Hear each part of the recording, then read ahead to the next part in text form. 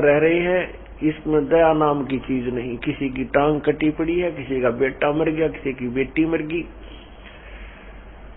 और किसी को कोई दुख, कोई व्यवसाय में हानि से परेशान है, कोई गधा कुत्ता बनकर दर दर की ठोकरें खा रहा है, वही प्राणी।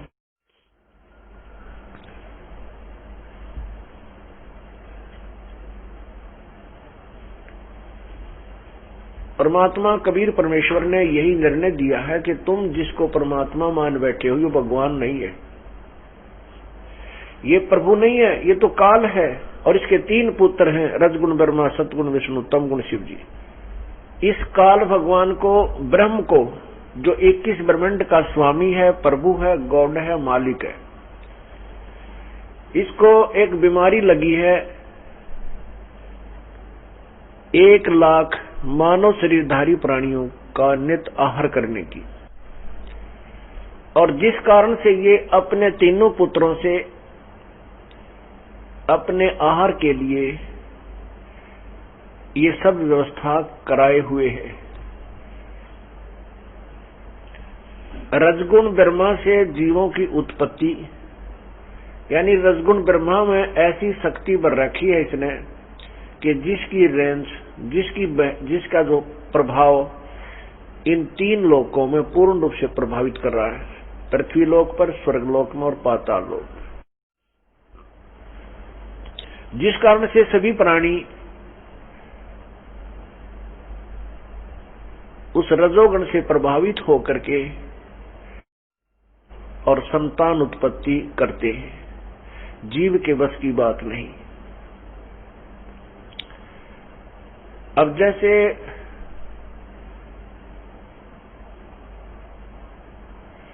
किसी ने भांग पी रखी है, अब भांग ने जो उसको नशा कर दिया है तो उसके बस की बात नहीं, वो कैसे चल रहा है, किस तरह बोल रहा है, वो तो भांग के नशे, उस प्रभाव से ही वो अपनी गतिविधि कर रहा है, वो अपने होश में नहीं है। इसी प्रकार जब रजोगुण से प्रभावित प्राणी होता है तो संतान उत्पत्ति के लिए विवश हो जाता है।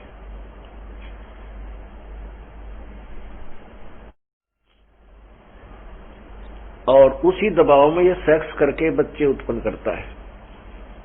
उसके बाद संतान उत्पत्ति के उपरांत दूसरा कार्य सतगुण विष्णु जी का है। इसके सतगुण के प्रभाव से हम एक दूसरे में ममता में फंसे रहते हैं। बेटा बेटी में मोह, माता पिता के अंदर ममता, अपना संपत्ति, ये मेरी संपत्ति है, ये मेरा ऐसा है, ये मेरी कार है, कोठी है। ये जीव के बस की बात नहीं। बेटा बेटी, कार, कोठी, पोते पोती, दोता दोतिया मत अपनी मन हटा ले, नहीं। ये तो बाई फोर्स उस दबाव में हम ऐसे जकड़े हुए हैं 3 गुणों के द्वारा। और मृत्यु के उपरांत हमें पता है हमारा कौन था। ना बेटा अपना है, ना बेटी अपनी है, ना ये कार अपनी है, ना या कोठी अपनी है, अपना शरीर भी नहीं है। वो जीव फिर यहां से सब छोड़कर चला जाता है। जब ये शरीर छोड़ जाता है उसके बाद इसको कुछ चेतना आती है कि तू तो काम तो कुछ और गया था और तूने तो वो कार्य किया नहीं, ये तड़ड़े ढोकर आ गया। मृत्यु के बाद इसको फिर पता लग जाता है कि तेरा साथी कोई नहीं है, ना तो परिवार साथ आया, ना वह संपत्ति साथ आई जिसके लिए सारा जीवन खो दिया। तब ये पछाड़ खा खा कर रोता है और गिरता है।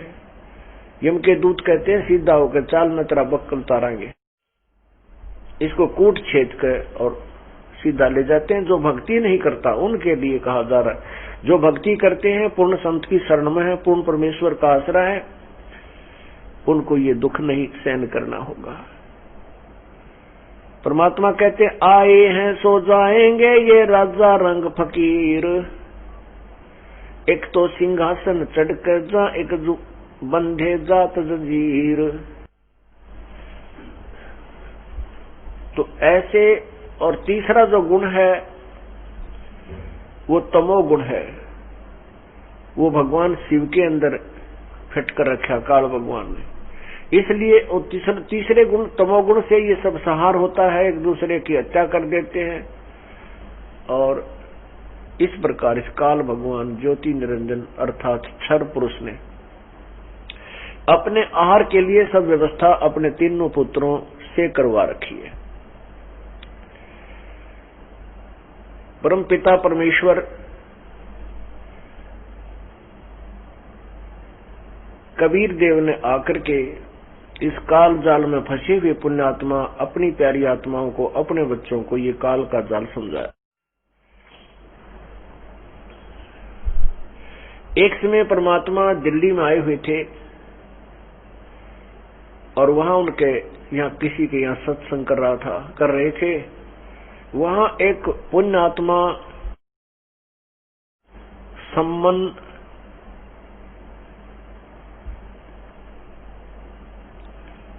का परिवार रहता था। परमात्मा ने 2-3 दिन वहां सत्संग किया तो वो पूरा परिवार 3 सदस्य थे घर में। सम्मन की पत्नी नेकी और उनका पुत्र शिव, जिसको सेव कहा करते थे, शिव था वैसे उसका नाम। उन तीनों ने परमात्मा कबीर परमेश्वर का सत्संग सुना, पूरी काल व्यवस्था से वो परिचित हुए। परमात्मा ये सत्संग सुना रहे थे जो आपको ये दास सुना रहा है, और वो तीनों प्राणी भी उस सत्संग को सुन रहे थे और प्रभु की बातों को सुन करके हैरान थे। परमात्मा बता रहे थे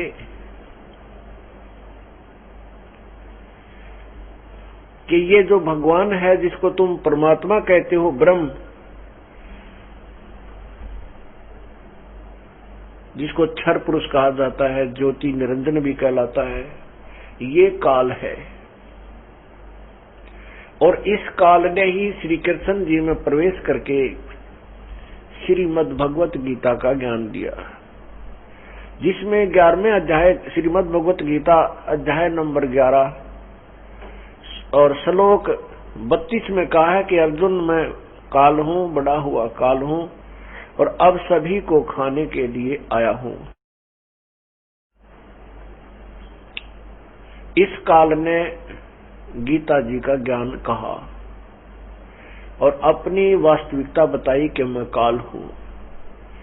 पुण्यात्माओं, हम यही सुना करते थे भगवान दयालु है, लेकिन जो भगवान दयालु है उस तक हम नहीं पहुंच पाए। हम इस काल के जाल में ही फंसाए रखे इन नकली संतों और गुरुओं और ऋषियों ने, जिनको किसी भी सदग्रंथ का ज्ञान नहीं था।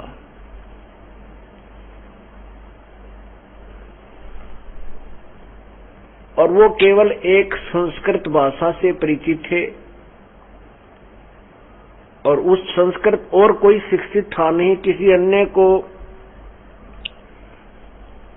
संस्कृत पढ़ने का अधिकार नहीं था इस कलयुग में। और पहले भी संस्कृत जो शिक्षा का अधिकार केवल सदग्रंथों को पढ़ने का अधिकार ब्राह्मण लोगों को ही था। और जनसाधारण ने यही सोच रखा था कि ये ऋषि महर्षि ही वेदों के गूढ़ रहस्यों को समझ सकते हैं, ये जो हमें बता रहे हैं हम इनकी बातों पर विश्वास ही करना चाहिए हमें, क्योंकि हम सदग्रंथों को नहीं समझ सकते। जिस कारण से जनसाधारण ने उन अज्ञानी ऋषियों महर्षियों और नकली गुरुओं के द्वारा दी गई वो शास्त्र विरुद्ध व्याख्या को सत्य मान लिया, और वही फिर एक लोकवेद बन गया। लोकवेद के आधार पर हम इस काल को भगवान मानते रहे, यानी पुरुषोत्तम मानते रहे। ये पुरुषोत्तम यानी उत्तम भगवान नहीं था, ये दयालु परमात्मा नहीं है। इसका गीता जी में प्रमाण है, ये खुद कहता है। श्रीमद् भगवत गीता जी अध्याय नंबर 15 के श्लोक 16 और 17 में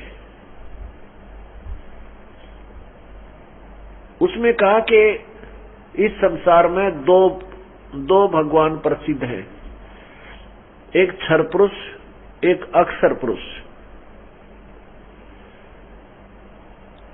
क्षर पुरुष इस ब्रह्म को कहते हैं, काल को, ज्योति निरंजन को। अक्षर पुरुष परब्रह्म को कहते हैं। और ये दोनों, इन दोनों के प्राणी, इन दोनों के शरीर भी नाशवान है, और इनके अंतर्गत जितने प्राणी हैं उनको जो इनके द्वारा शरीर दिया गया वो भी नाशवान है। इसका प्रमाण आपको श्रीमद् भगवत गीता अध्याय नंबर 15 में दिखाते हैं। ये देखिएगा, श्रीमद् भगवत गीता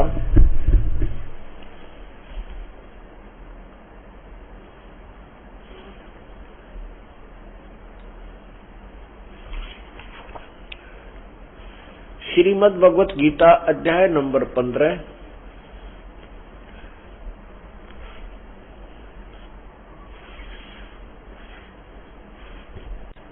और श्लोक 16 में देखिएगा, दिवौ इमौ पुरुषौ लोके क्षर च अक्षर एवं च एव च क्षर सर्वाणि भूतानि कटुष्ट अक्षर उच्यते। इसका क्या अर्थ है कि इमौ लोके, इस संसार में दिवौ माने दो, पुरुषों माने भगवान है। इस कौन से लोक में? इस पृथ्वी वाले लोक में। पृथ्वी वाले लोक यानी नाशवान लोक हैं जो ब्रह्म और परब्रह्म के हैं। इसको एक लोक कहा जाता, पृथ्वी वाला लोक। दिवौ इमौ पुरुषौ लोके,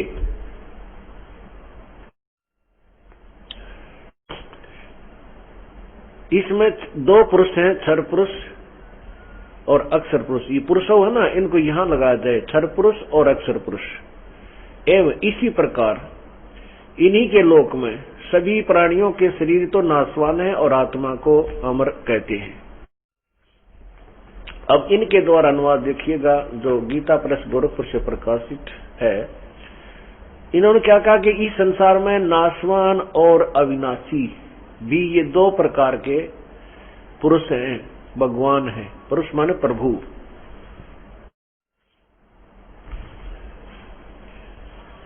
और संपूर्ण प्राणियों के शरीर नाशवान और जीवात्मा अविनाशी कहा जाता है। अब पुण्यात्मा विचार करना कि क्षर पुरुष का, अक्षर पुरुष का अर्थ तो सीधा ही हो गया नाशवान, क्षर यानी नाशवान। अक्षर का अर्थ होता अविनाशी।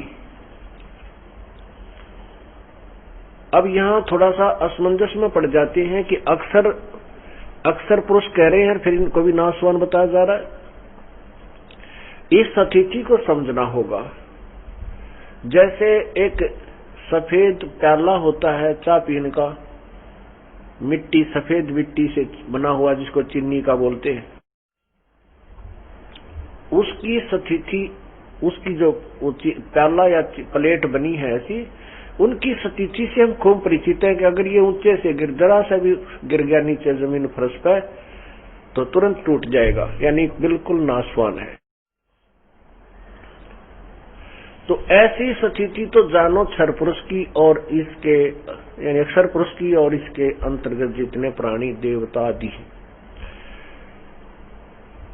और दूसरा, अक्षर पुरुष की स्थिति समझने के लिए ऐसा समझो जैसे कोई स्टील का बना हुआ पात्र है,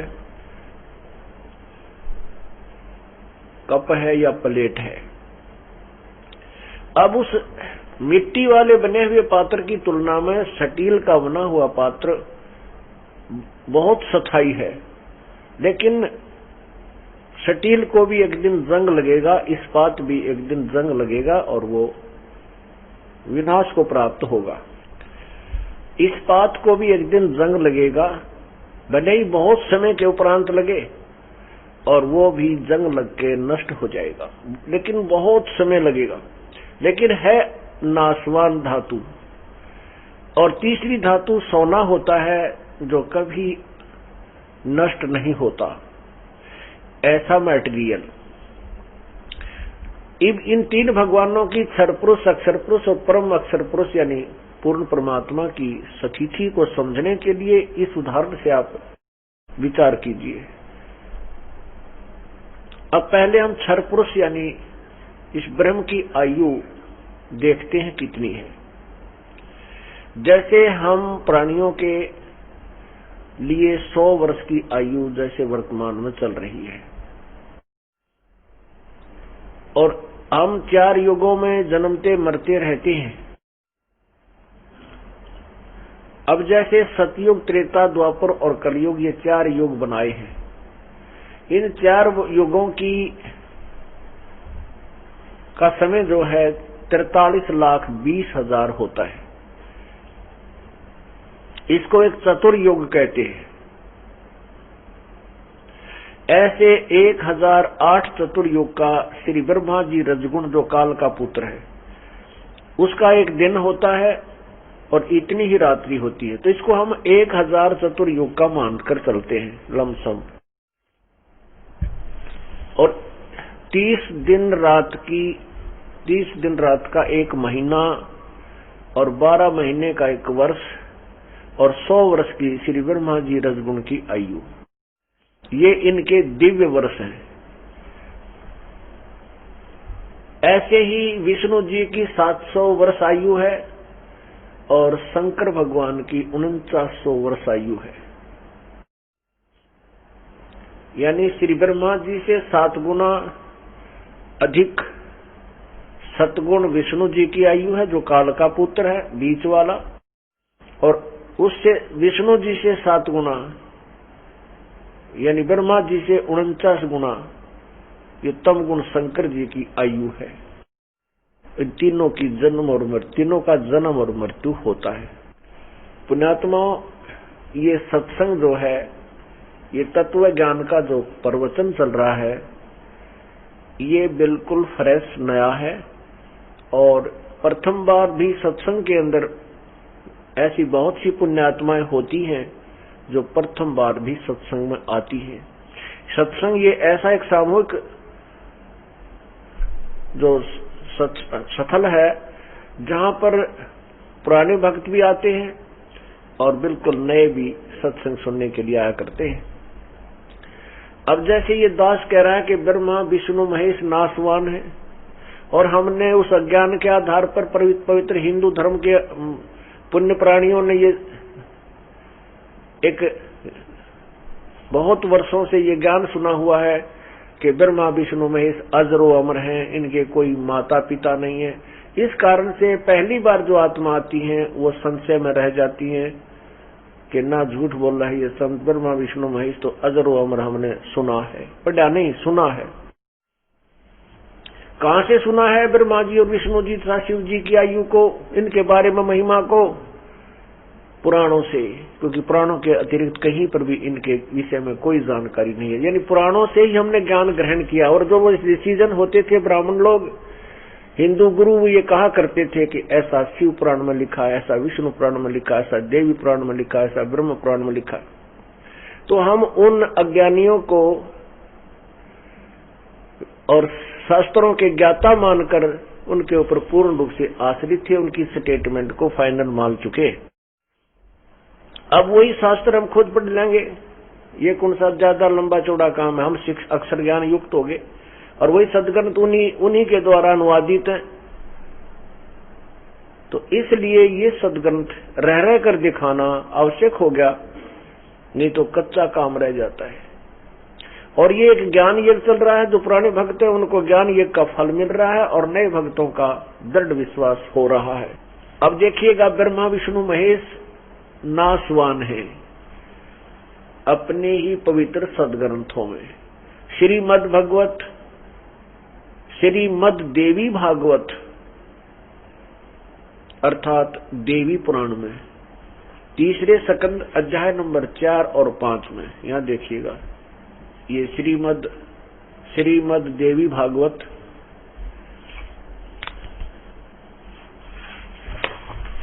संक्षिप्त श्रीमद देवी भागवत सचित्र मोटा टाइप केवल हिंदी। संपादक हैं हनुमान प्रसाद पोदार चिमन लाल गोस्वामी, और ये गीता प्रेस गोरखपुर से प्रकाशित है। प्रकाशक एवं मुद्रक गीता प्रेस गोरखपुर। गोविंद भवन कार्यालय कोलकाता का संस्थान। देखिएगा, थोड़ा सा हिंट दिखाएंगे, समझदार को संकेत ही बहुत होता है। ये देखिएगा 123 पृष्ठ पर तीसरा शकंद,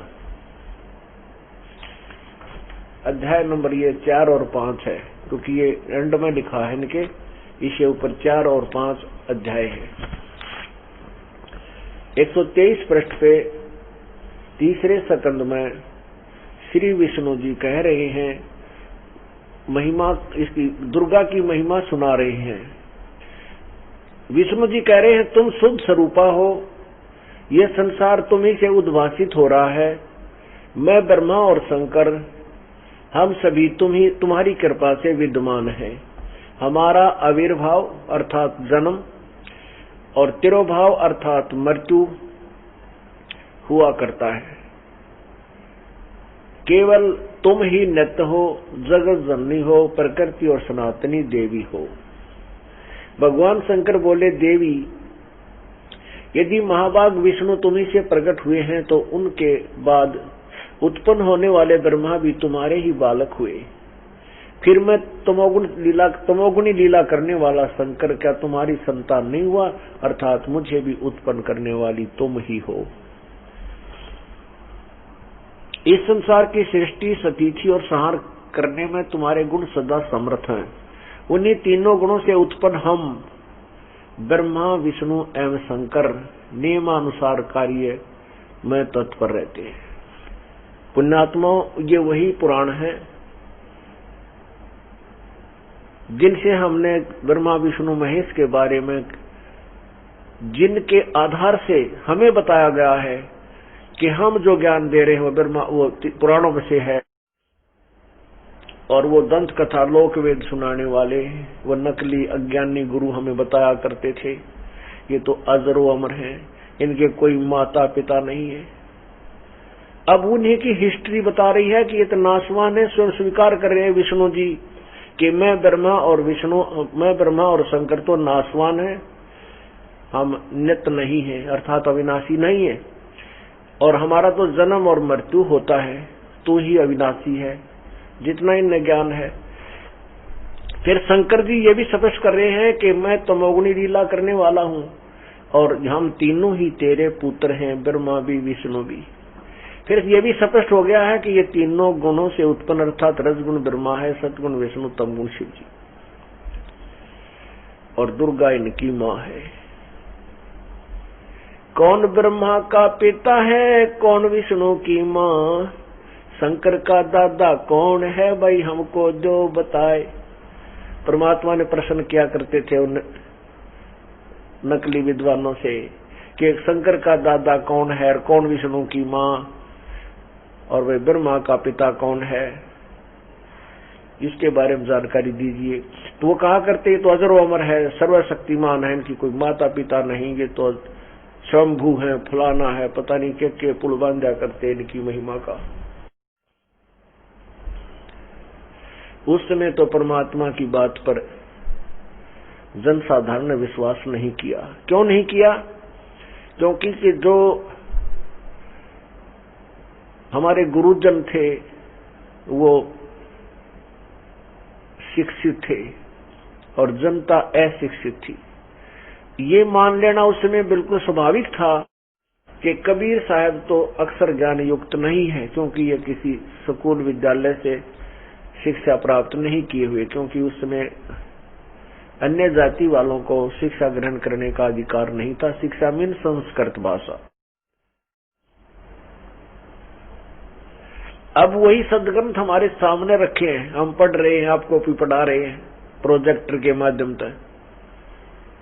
और पुण्यात्माओं, आप आंखों देख रहे हो, जो बुद्धिमान व्यक्ति, बहन बेटी भाई हैं, वो रो रहे हैं उन नकली गुरुओं को कि तुमने क्या मिल गया इस जनता को गुमराह करके, नाला को सबको भूत बना दिया, पितर बना दिया, काल के जाल में फंसा के इसी के ही आहार हमें बनाए रखा।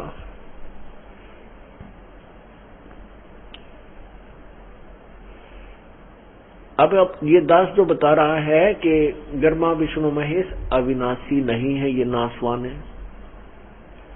इनकी आयु आपको बता दी और श्री देवी भागवत पुराण में दिखा दिया। अब ये पुराणों को दिखाना मेरे लिए इसलिए अनिवार्य हो गया कि परमात्मा की प्यारी आत्माएं अपनी आंखों इस सदग्रंथ को देख करके तुरंत स्वीकार कर लेंगी जो दास बताएगा, और मेरे साथ ये मेरे से विरुद्ध ना होंगे, खसेंगे नहीं तो ये नकली लोग ऐसे दुष्ट टाइप होते हैं, जनता को गुमराह कर देते हैं कि वो तो झूठ बोलता है, ऐसा कहीं नहीं लिखा है, हम रोज पढ़ते हैं। आंखों देखने के बाद इनके चेहरे न्यू हो जाते हैं, न्यू नीचे कर लेते हैं वो नकली लोग, और हमारे बच्चे उनको कहते हैं देखिए गीता महाभारत भागवत और देवी भागवत ये पुराण ये किसके, ये अपने ही तो शास्त्र हैं, इनके अंदर ये सारा कुछ लिखा है।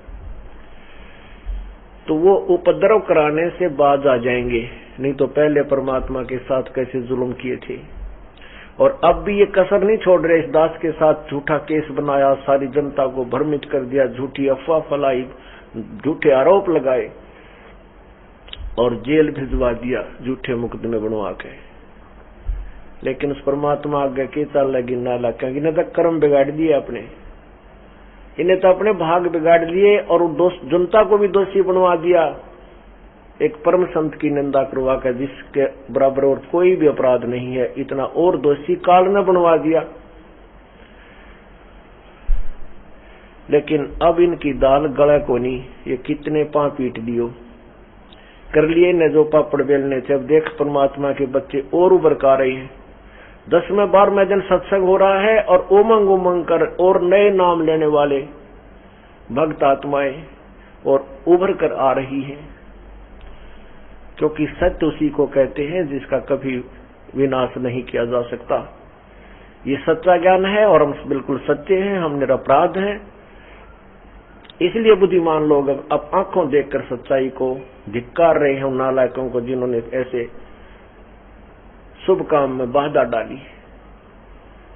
अब ये एक पूर्ण रूप से पूरे विश्व में एक ही स्थान है, 2 स्थान, जैसे आश्रम क्रोथा में हम करते थे यही समागम, और आज यहाँ बरवाला में चल रहे हैं वर्तमान में।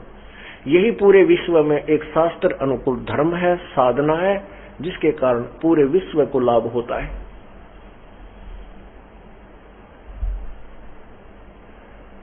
और जिससे सब समाज सुखी होना था वो बंद करवा दिया, वो और पाप के भागी बन गए। फिर भी हम उनसे कोई विरोध नहीं करते, क्योंकि हमें पता है कि वो भ्रमित करके जनता को भ्रमित किया गया उन स्वार्थी लोगों द्वारा, जिनके ज्ञान की पोल खुल रही थी, जिनकी रोजी रोटी की दुकान बंद होने को के चांस हो गए थे, अरीब हो जाएंगे। ये सब नकली दुकानें जो धर्म की आड़ में है ये सब बंद हो जाएंगी, ज्यादा समय नहीं लगेगा। तो उन्होंने ये जुल्म अब भी करा दिया, और पहले तो और ज्यादा सारी जनता ही अशिक्षित थी, अब तो शिक्षित लोग समझ गए कि इनका षड्यंत्र था संत को बदनाम और इस उनके पोल खोल प्रचार को बंद करवाने का।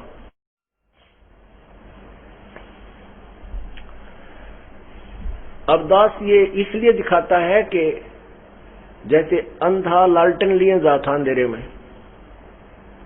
सामने से बच्चे आ रहे थे रात्रि के समय, और वो शोर अंधे ने आवाज लगाई कि बच्चों देखना भाई, मुझे दिखाई नहीं देता है, ध्यान से चलना बच्चा। बच्चे आकर खड़े हो गए, कहने लगे बाबा तू लालटेन ले रखा है, तुझे दिखाई नहीं देता, तू लालटेन किस लिए फिर रहा है? तो उस अंधे ने कहा तुम आंखों वालों के लिए कहीं मेरे में टक्कर ना मार दो अंधेरे में आके। तुम आंखों वालों के लिए लालटेन ले रहा हूं, मुझे अंधे को कोई आवश्यकता नहीं इसकी, अपनी जान बचाने के लिए ले रहा हूं भाई। तो ये सदग्रंथ रूपी लालटेन आप आंखों वालों के लिए हुए ये दास, मुझे इनकी आवश्यकता नहीं, क्योंकि मुझे वो अनमोल खजाना मेरे भगवान कबीर साहब और गुरुदेव द्वारा पहले ही प्रदत्त है, जिसके अंदर 4 वेद, 18 पुराण, 11 उपनिषद, महाभारत, गीता, रामायण, कुरान, पुराण, बाइबल आदि सदग्रंथों का निष्कर्ष और यथार्थ ज्ञान है। अब उस सूक्ष्म वेद से तो कोई परिचित नहीं। यदि मैं उसी के आधार पर ज्ञान सुनाऊं तो सब शत्रु बन जाएं। अब मैं उन्हीं सदग्रंथों की, उन्हीं लालटनों की आड़ लेता हूं जिसको सबको स्वीकार्य है, और उसी प्रत्येक धर्म के अपने अपने सदग्रंथों को देख करके और जो पुण्य आत्मा है वो सत्य को स्वीकार कर लेते हैं। और कबीर साहब कहते हैं कि जान बूझ साची तजय और करे झूठ ते ने, और ताकि संगत है प्रभु सोपन में भी ना दे। आंखें देखकर अपने सदग्रंथों में भी नहीं मानेगा तो वो इंसान नहीं, वो तो भक्ति के योग्य प्राणी नहीं है। उनकी हमें आवश्यकता भी नहीं है। हमें तो उन पुण्यात्माओं की आवश्यकता है जो आंखों देखकर सत्य को माने और तुरंत त्यागने इस लोक लाज को अपना कल्याण करवा दे। इसलिए ये सदग्रंथ मैं आपको रह रह कर दिखाता हूं कि कहीं उस अंधे की तरह आंखें आड़े अंधेरे में, क्योंकि आंखों वाले भी अंधेरे में कुछ नहीं देख सकते। अज्ञान रूप अंधेरे में किसी को भी ज्ञान नहीं है कि हमारे सदग्रंथ क्या बता रहे हैं। तो इसलिए ये सदग्रंथ रूपी टॉर्च आपको दिखाई जाती है। अब प्रसंग चल रहा है कि 7 ब्रह्मा की मृत्यु के बाद एक विष्णु की मृत्यु होती है, 7 विष्णु की मृत्यु के बाद एक शिव की मृत्यु होती है, तमोगुण, जो काल के पुत्र हैं। और जब 70,000 बार एक ये काल का पुत्र शिव, तमोगुण शिव मर लेता है, तब एक इस काल की मृत्यु होती है। अर्थात एक ब्रह्मांड का विनाश हो जाता है, इसमें सभी प्राणियों का विनाश हो जाता है और काल भी अपना शरीर छोड़ता है। इसका ऐसा समय निर्धारित है, इसकी भी मृत्यु होती है। ये काल भगवान को परमात्मा ने एक ऐसी शक्ति दी है कि ये अपना शरीर फिर तुरंत दूसरे लोक में, दूसरे ब्रह्मांड में ले जाता है सभी प्राणियों को, और वहां ये अपना शरीर, ऐसे दुर्गा भी मरती है इसी समय, इसी तरह ये भी अपना शरीर छोड़ देती है। और फिर ये दोनों, दुर्गा और काल में एक ऐसी शक्ति दी है प्रभु ने, इनका जैसे डेरे पैदा हो जाकर ये अपने आप जैसे गेहूं में सुरसी बन जाती है, ऐसे दूसरे लोक में जाते ही वहां ऐसा वातावरण है कि इनके दोनों के ही केवल शरीर अपने आप निर्मित हो जाते हैं। इसलिए गीता अध्याय नंबर 4 के श्लोक नंबर 5 और 9 में इसने काल ने कहा कि अर्जुन तेरे और मेरे बहुत जन्म हो चुके हैं, तू नहीं जानता मैं जानता हूं, और मेरे कर्म और जन्म दिव्य होते हैं, अलौकिक है, यानी ये न्यो अलौकिक है। देखिए गीता अध्याय नंबर 4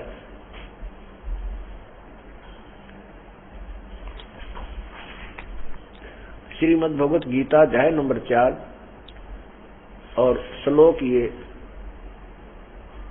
गीता अध्याय नंबर 4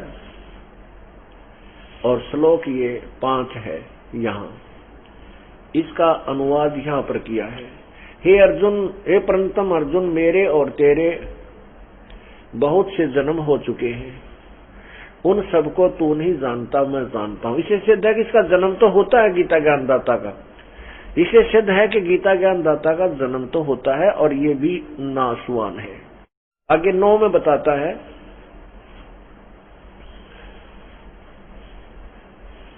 कि हे अर्जुन, मेरे जन्म, यानी जन्म होते हैं इसके काल के, मेरे जन्म और कर्म दिव्य है, निर्मल और अर्थात अलौकिक है, दिव्य। इस प्रकार जो मनुष्य तत्व से जान लेता है वह शरीर को त्याग कर फिर जन्म को प्राप्त नहीं होता, मुझे प्राप्त होता है। कहने का भाव, इसका अनुवाद इन्होंने थोड़ा गलत किया है, लेकिन हम यहाँ जो प्रसंग चल रहा है उसी से वहीं तक सीमित रहे। इसे सिद्ध हो गया कि गीता ज्ञान दाता जो काल है, ब्रह्म है, वो कहता है मेरे जन्म तो होते हैं और मृत्यु भी हो, आगे पीछे भी, आगे भी होंगे, लेकिन मेरे दिव्य हैं, अलौकिक है, तुम्हारी तरह नहीं है। इसी 7वें अध्याय के श्लोक नंबर 24-25 में कहा कि ये बुद्धिहीन मूर्ख जन समुदाय मुझे कृष्ण मान रहा है, कृष्ण की तरह एक मनुष्य रूप में जन्म, दुर्गा से जन्म लेने वाला मान रहा है। मैं कृष्ण नहीं हूं, मैं तो मेरे उस अटल नियम को नहीं जानते कि मैं अपनी योग माया से छुपा रहता हूं। गीता अध्याय नंबर 10 के श्लोक 2 में कहा है कि मेरे जन्म को, मेरी उत्पत्ति को ये देवता और ऋषि जन नहीं जानते, क्योंकि ये मुझसे उत्पन्न हुए हैं। अब बिल्कुल सही है, ये बात स्पष्ट है कि पिता के जन्म के विषय में संतान नहीं जान सकती, वो तो दादाजी बतावे। अब देखना अध्याय नंबर 10 और श्लोक नंबर 2 में, मेरी उत्पत्ति को अर्थात मेरे जन्म को, लीला से प्रकट होने को न देवता लोग जानते हैं न मैं ऋषिजन जानते, क्योंकि मैं सब प्रकार से देवता और महर्षियों का आदि कारण हूं, यानी मेरे से ही जन्म लेते हैं। अब क्या सिद्ध हो गया कि ये काल का जन्म मृत्यु तो होता है, लेकिन ये कहता है कि मेरी उत्पत्ति को, मेरे से उत्पन्न हुए मेरे ये देवता ब्रह्मा विष्णु महेश और 33 करोड़ देवता ऋषिजन ये नहीं जानते। उत्पत्ति तो हुई है इसकी, तो उसको कौन बताएगा? दादा बताओ पिता की उत्पत्ति को। तो दादा कौन है हमारा? कबीर परमात्मा, उसी ने सबकी उत्पत्ति की, उसी से काल और दुर्गा की उत्पत्ति हुई, उसके बाद हम सभी की उत्पत्ति हुई। वो हमारा सबका मालिक है, पिता है। पुण्यात्माओं, मोक्ष प्राप्त करना कोई बड़ी बात नहीं है। सबसे जटिल काम ये था कि हम कौन से मार्ग चलें। जैसे हम जा रहे हैं जंगल में, वन में, और वहां 3 रास्ते हो जाते हैं और हम अपनी मर्जी से कोई भी रास्ता चुनकर चल लेते हैं, तो हम किसी रास्ते से जा रहे हैं, आगे कोई टोक देता है कि तुम गलत रास्ते जा रहे हो, कोई कह देता है, तो हम असमंजस में पड़ जाते हैं। तो सबसे पहले हमने ये क्लियर होना चाहिए कि हम जिस मार्ग पर जा रहे हैं वो हमारे घर को जा रहा है। तो वो मैप बताएगा, यानी वो मानचित्र बताएगा। तो मानचित्र में देख करके हम बताएंगे कि देखो आप यहाँ खड़े हो और आपका रास्ता ये नहीं है, आपका घर इस रास्ते पर आता है। तो हमने तुरंत उस रास्ते से वापस हो लेना चाहिए और अपने उस सुमार्ग को प्राप्त कर लेना चाहिए, कुमार्ग को त्याग कर, तभी हम घर पहुंचेंगे। और मैप में देख कर भी नहीं मानता, वो तो अनाड़ी आदमी है, कहता उसने भांग पी रखी है, कोई नशा कर रहा है या बकवादी है, घर जाना नहीं चाहता वो।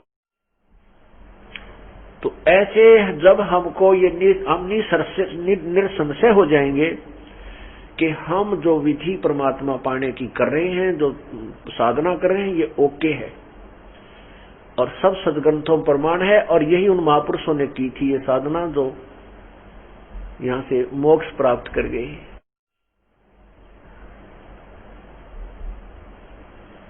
तो फिर मोक्ष प्राप्त करना, अपने जैसे हमने रास्ता मिल गया कि हमने जैसे अपने दिल्ली जाना है और मार्ग सही मिल गया, तो हम चल पड़े। कोई कार में जा रहा है शीघ्र पहुंच जाएगा, कोई पैदल चल रहा है 2 दिन पीछे चला जाएगा, पहुंच जाएंगे सभी। यानी कोई ज्यादा भक्ति कर रहा है वो जल्दी पहुंच जाएगा, थोड़ी कम कर पाया है तो वो भी रास्ते ठीक चलता रहे। मान ले को धीरे चल रहा है, रात होगी, रुक गया, फिर चल पड़ा उसी मार्ग पर, तो कोई दिक्कत नहीं। परमात्मा कहते हैं चलते मार्ग जो गिरे ताशर नाही दोष, कह कबीर बैठा रहता को करड़े कोस। अब जैसे आप लोग इस मार्ग पर चलते हुए आ रहे हो और रात्रि होगी, अर्थात तुम एक दिन में पार नहीं हो तो रात्रि होगी, फिर सुबह फिर उठते फिर चल पड़े।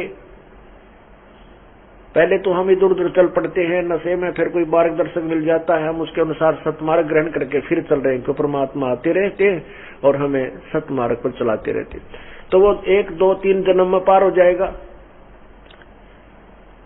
और वैसे तो परमात्मा कहते हैं ज्यादा लंबा समय बढ़ाना मूर्खता है, इसी जन्म में अपना स्पीड खींच दे, समझा है तो सर दर पाओ और बहर नहीं रहे ऐसा दाओ। बार बार ये समय नहीं मिला करता मनुष्य जन्म, और ऊपर से ये तत्व ज्ञान की वो सारा पर हो रही है। तो कहते हैं समझ गया तो सिर पर पांव धर ले, सिर पर पांव रखना, बहुत तेज दौड़ना। जैसे पीछे कोई नो पता लग जा, पागल कुत्ता आने लग रहा वो रहा, और फिर बचाव के लिए कितनी स्पीड तो भागते हैं। तो ऐसे भाग लेना चाहिए। इस काल के लोक में हमारे पाप कर्म रूपी पागल कुत्ते ही हमें काटने को दौड़ रहे हैं, और भगवान की आड़ हमने ओट ले लेनी चाहिए, शरण ग्रहण कर लेनी चाहिए, ताकि हम कर्मों के दुखों से बच सके। अब हम आपको प्रसंग उसी प्रसंग पर लाते हैं कि 7 ये नाशवान है, और ये काल भी नाशवान है। स्वयं स्वीकार करा कि मेरे जन्म और मृत्यु अलौकिक है।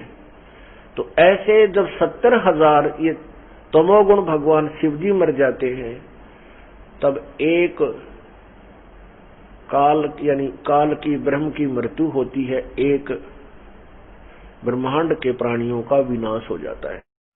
ये फिर दूसरे सूक्ष्म शरीर है सभी का, ये दूसरे ब्रह्मांड में इन सभी प्राणियों को ले जाता है,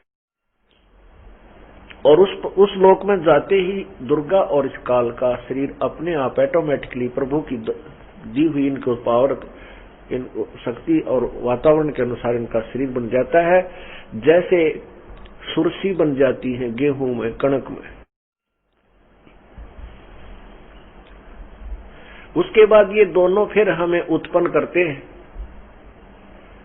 ऐसे ही रजगुण ब्रह्मा, सदगुण विष्णु, तमगुण शिव जी, फिर दुर्गा अपने 3 रूप बना करके इनका ब्याह कर देती है। वहां से फिर ये काल की दूसरे ब्रह्मांड में सृष्टि प्रारंभ हो जाती है। ऐसे 21 ब्रह्मांड इसने ले रखे हैं, सबको ऐसे व्यवस्थित किया हुआ। अब हम यहाँ पर इन भगवानों की आयु के ऊपर विषय पर जो है प्रवचन चल रहा है। अब इनकी यहीं से हम उसी अपने प्रसंग पर आते हैं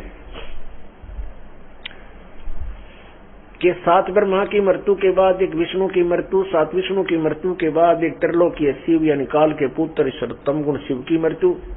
ऐसे 70,000 शिव की मृत्यु के उपरांत एक काल रूपी ब्रह्म यानी काल की मृत्यु होती है, और ये एक युग होता है परब्रह्म का अक्षर पुरुष, जिसको अक्षर पुरुष कहा गया है। इस एक उदाहरण से आपको अक्षर की परिभाषा भी समझ में आएगी। अक्षर माने अविनाशी यानी चिर स्थायी।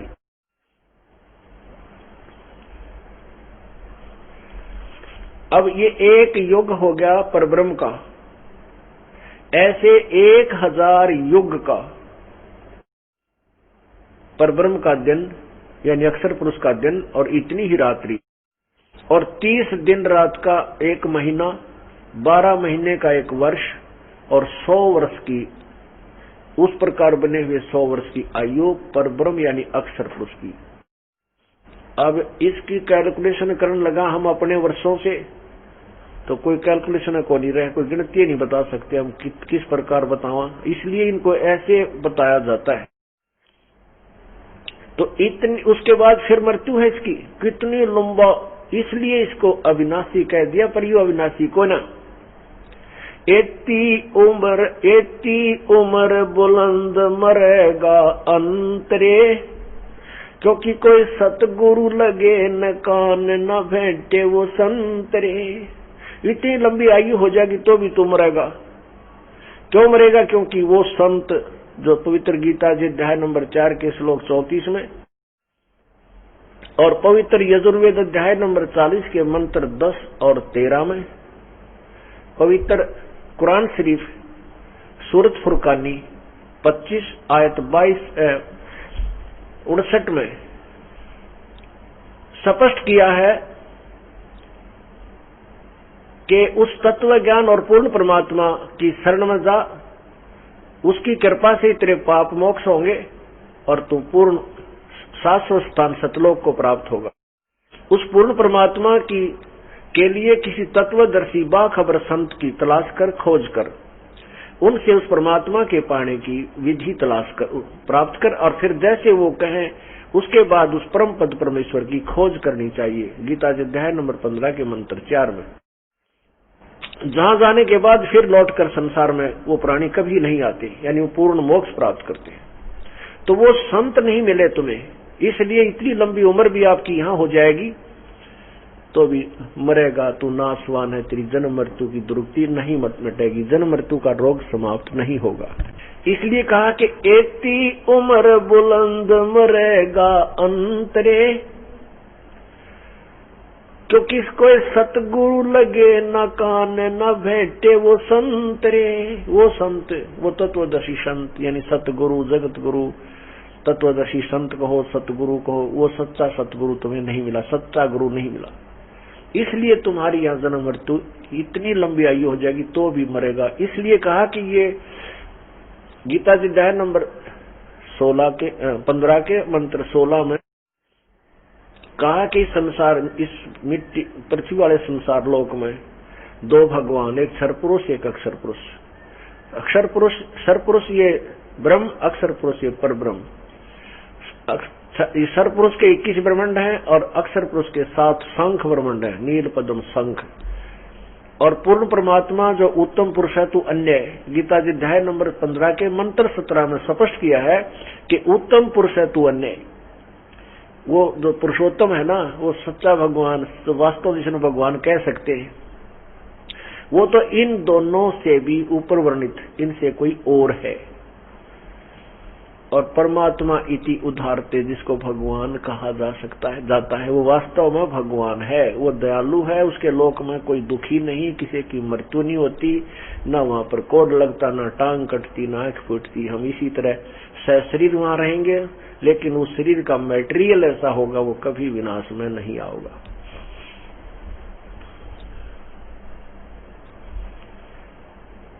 और वही परमात्मा यह लोकत्रयम् अविश्य विभर्ति अव्यय ईश्वर है, वो जो तीनों लोकों में प्रवेश करके सबका धारण पोषण करता है, वो है वास्तव में अविनाशी परमात्मा। वो कौन है?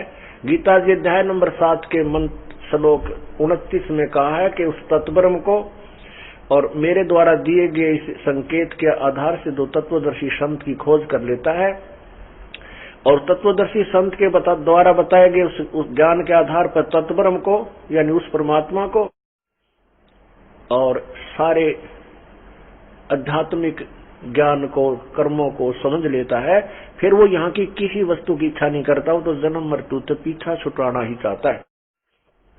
गीता जी अध्याय नंबर 8 के श्लोक 1 में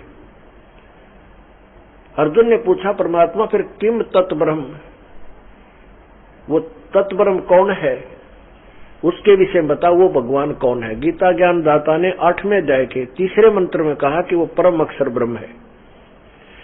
देखो, क्षर पुरुष कहो, क्षर ब्रह्म कहो, अक्षर पुरुष कहो, अक्षर ब्रह्म कहो, और परम अक्षर ब्रह्म कहो या पूर्ण ब्रह्म कहो, इनके ये पर्यायवाची नाम होते हैं।